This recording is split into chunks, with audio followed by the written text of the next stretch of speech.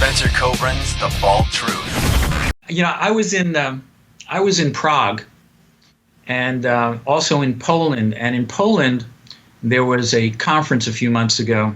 And there were some people who only do FUE at that conference.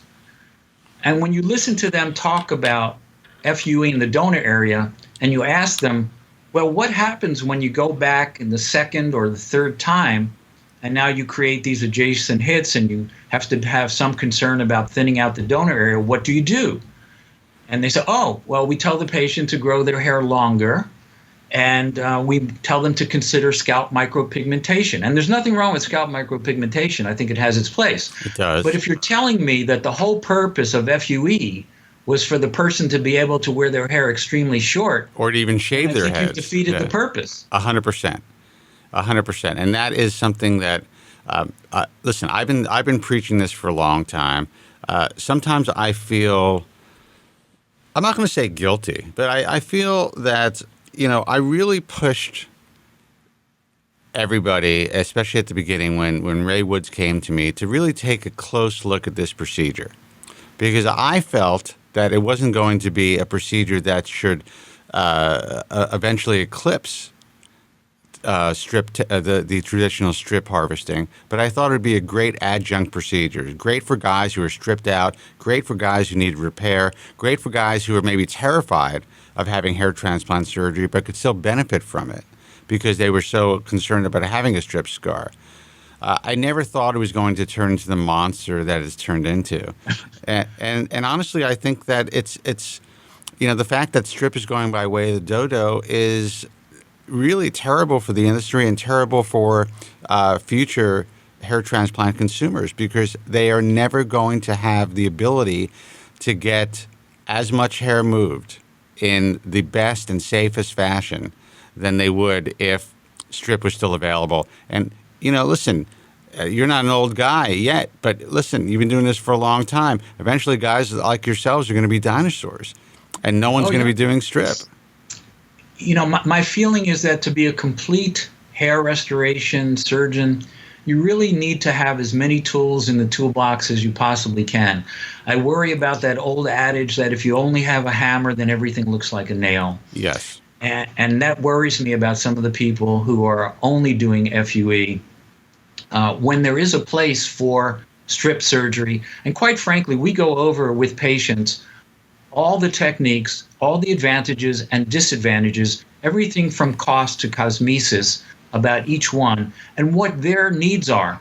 There are some people, by the way, I think that you did us a great service, though, in promoting FUE, because I think it made people realize how important it is to do strip surgery well and to try to get a scar that is a good scar, hopefully a great scar.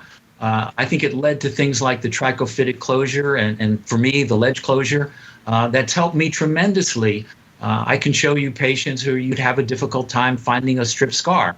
But I think that unfortunately for many years, physicians were concerned about how much tissue they could take out, and the donor scar was of little concern because the whole point was to move hair from a place you had it to a place you didn't have it, and patients were delighted, and they could cover the scar with their hair by growing it longer in almost all instances.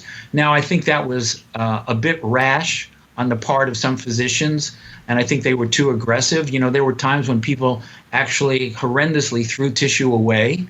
It's hard to believe, but I'm sure people threw tissue away. I would go to a patient and say, I've got this extra tissue. What do you want me to do? You want some more grafts for which I'm going to charge you X for, or I'm just going to throw the tissue out. It's sacrilege. That's exactly why. It's funny, you're talking about that as being something from the past.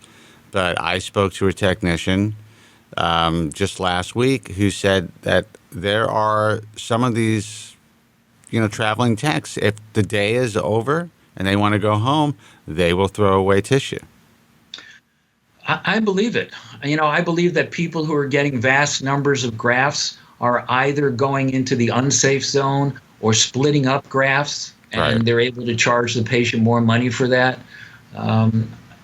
Look, every field has their problems, And I think that Yeah, but come on, the this field burgeoning has field more is getting worse. problems. This field has Yeah. more problems, and more people are willing to, in my view, kind of not even walk the tightrope, but just completely cross over that threshold and just say, you know what, screw it. I'm able to make this happen. Patients have no idea what's happening to them. It's Well, and patients have to wait a year before they actually can tell what grew and what didn't grow. That's right, and So, it's the and by Wild that time, the West. technicians are long gone. 100%. 100%. Now, I had a question for you, and I don't know if you want to record this or not, but we'll see if it's something you're interested in. I know the IAHRS has just made this terminology change, and they're making a big deal out of it. And I said that I would support it. But between me and you, and I'm not going to put this up until you say it's okay, and we'll start recording from the top in a second. But between me and you, it's too little too late, and it really is not going to make a difference as far as the consumer truly understanding that this is a real surgical procedure. I don't think most consumers are going to understand the difference between extraction and excision. And I don't think that, it's great that they're starting to maybe, give it a shot, try to make some sort of difference. But out of everything, I think this is just a really weak attempt.